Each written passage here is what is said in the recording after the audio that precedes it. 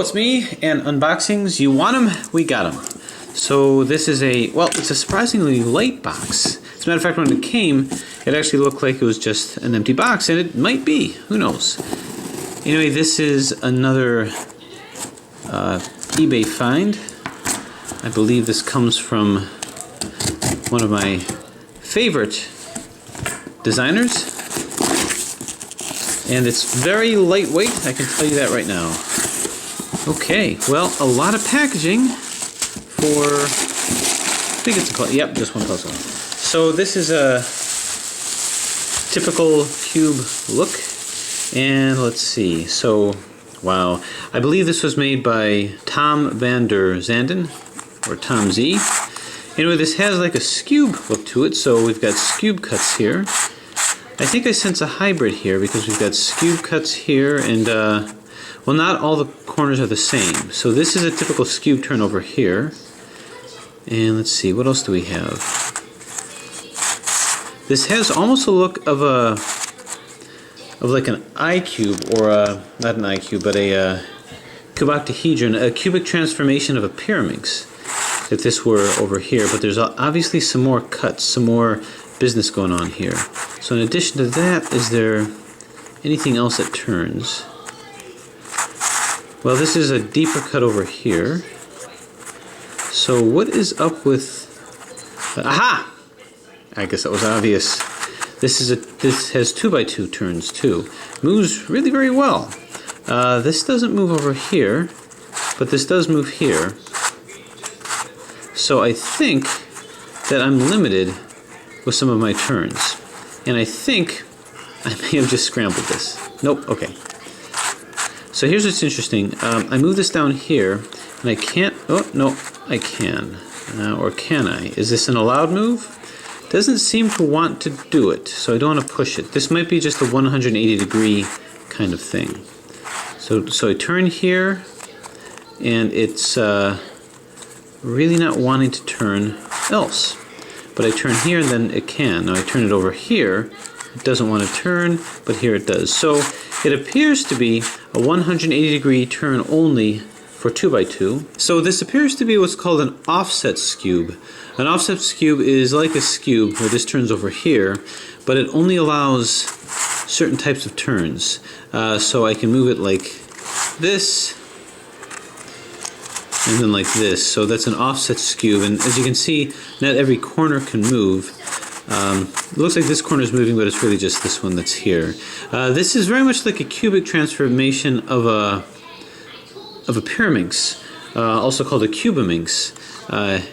Sometimes I've seen something called an I-skewb look like this. So this is an offset skewb, but it also has a hybridization with 2x2. But notice I can't move the 2x2 moves if I have the offset portion looking like this. But as long as it's looking like this, I can make another turn. So it's interesting.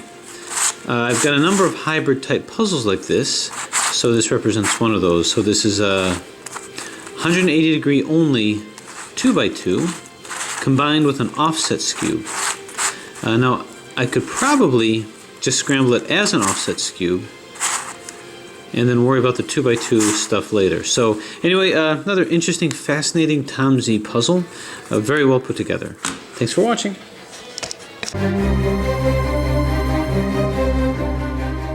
Hello, it's me, and I got another viewer question. First off, I have to apologize for my voice. I've decided to give my immune system a little workout by exercising it with a virus, so sorry if that's distracting. But in any case, he had a question regarding this Master Axis Cube.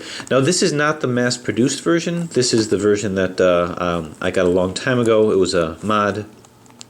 But now that they're mass producing it, I expect a lot more questions to be coming from this. In any case, this is from Skateordy3Bro, Skateboard Bro, something like that. Anyway, he has this situation over here. He says, I got the parity with all three good after using your parity fix algorithm. Now how do I fix the 4 pieces? Please help. So he sent a picture. So anyway, this is the picture that he has, and I tried to recreate it. My color scheme is a little different because this is not the mass-produced version, but as you can see, it looks like one edge pair has to be flipped, just one edge pair.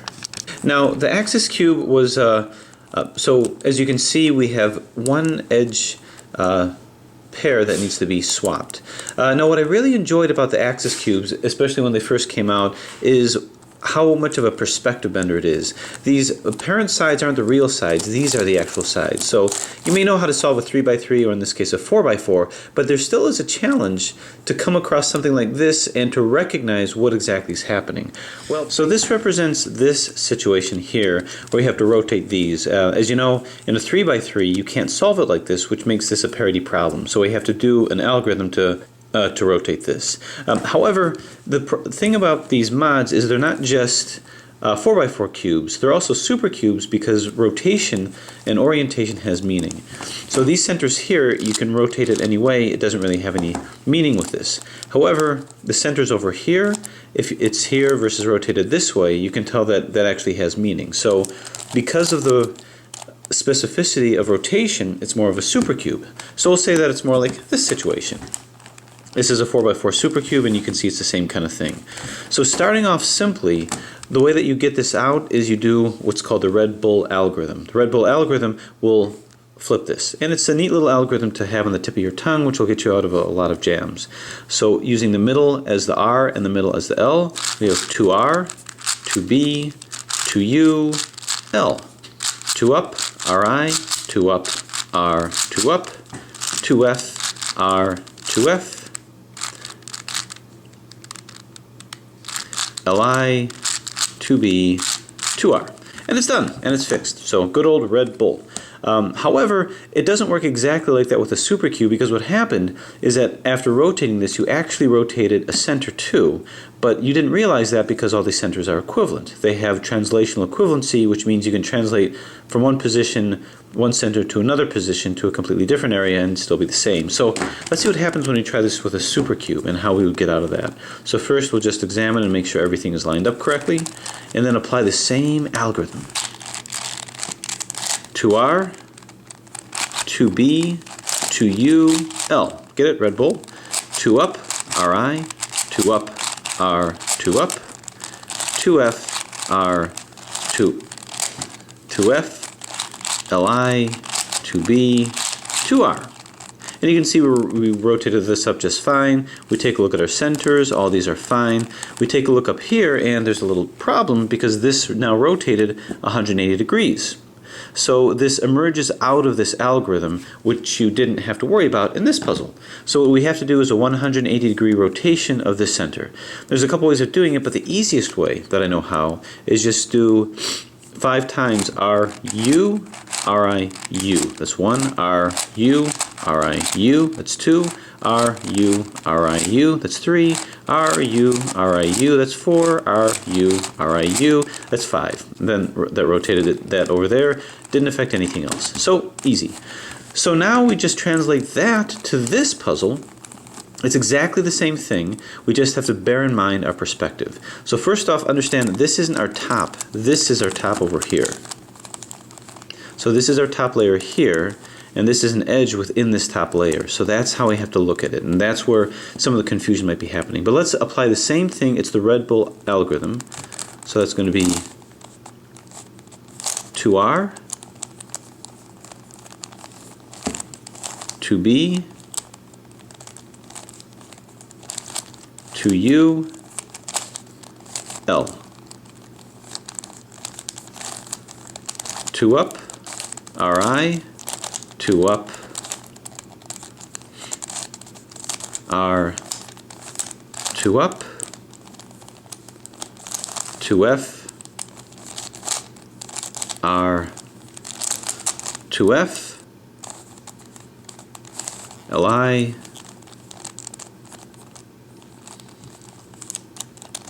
2B, and 2R. So it had the intended effect. This has been swapped around. This has been rotated. However, you can see everything is in except this center needs to be rotated, but we anticipated that. This is rotated by 180 degrees, bearing in mind this is our top, and we finish this out by doing that same center rotation algorithm, starting from here, RU, RI, U, that's 1, R, U, R, I, U, that's 2, R, U, R, I, U, that's 3, R, U, R, I, U, that's 4, and one more, R, U, R, I, U, that's 5. And it's done. Solved. So you can see that the overall result of that is it flipped this edge back using the Red Bull algorithm that we learned from a 4x4, doing a slight modification by doing a center rotation, which you learned by a supercube, and then applying it to the shape mod over here, which is exactly the same principle. So I did this original tutorial a long time ago, but if it's unclear and you'd like a more full tutorial, let me know. I'm happy to do that. Otherwise, that's how you apply that scenario to this puzzle. Anyway, hope that helps. Thanks for watching.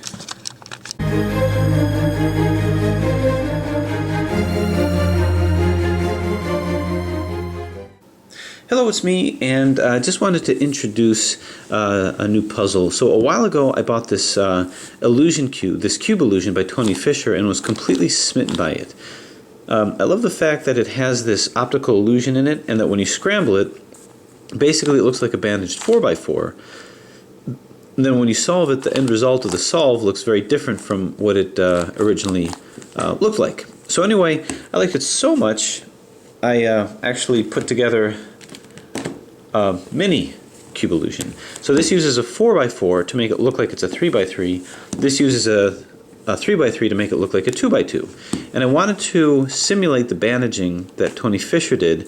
You can see that this overhangs over here. You can also see that this has a piece attached to this side here, which causes bandaging. And then you've got this arch in here, this arch that this whole thing here is glued together, and these are also kind of bandaged or blocked. So it had an interesting pattern which increased the challenge. So I wanted to simulate that here. So I've got a similar overhanging bandaging here, and then I have the arch here as well, and this pulling through here. So basically it's solved like a bandaged 3x3 fun puzzle, but it still retains that illusion quality. Well, I also want to do that with a 2x2, so in came the micro cube illusion. So this is a 2x2 which has the illusion looking like a 1x1. It couldn't really do much in the way of bandaging. I was thinking of maybe gluing these guys together to simulate an arch, but the solve would have been just too simple. So I just kept it straight, and it solves like a 2x2 basically into this cube illusion. Well, I wanted to go the next step above the original cube illusion and do a master cube illusion. So instead of using a 4x4, I used a 5x5. So this is the master cube illusion, master because it looks like a 4x4 here, when actually the whole thing is a 5x5. I designed it to simulate the same kind of bandaging. This moves independently, but these two kind of represent something of what this one is. And then the next one overhangs both sides, so it has a very similar kind of a bandaging. Also, this part is attached to what's in here, and then I put an arch here as well, sliding this through here. This whole thing is bandaged, and even the area that has the arch, I put in a little bit of bandaging where the center blocks these movements here. So the solve of this is actually really fun, and the neat thing again is it solves right into this cube illusion aspect.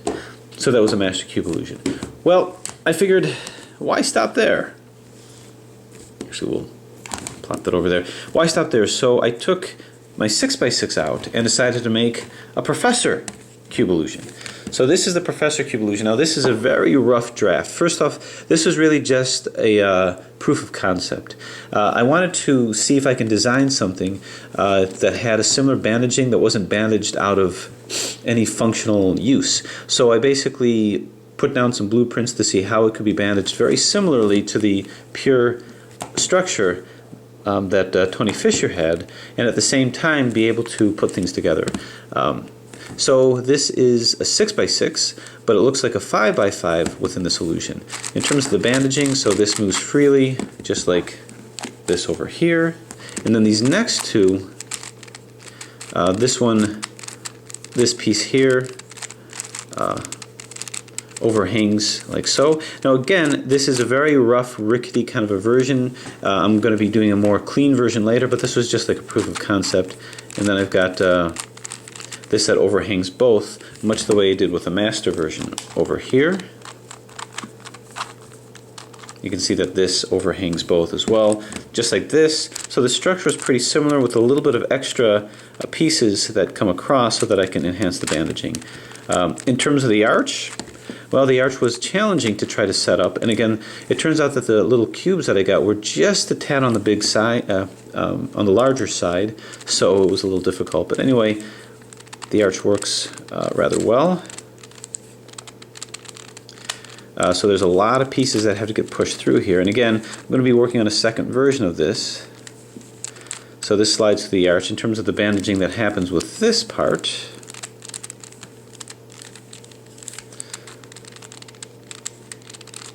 basically, I just have to remember what bandaging I did. Anyway, so this is how that looks.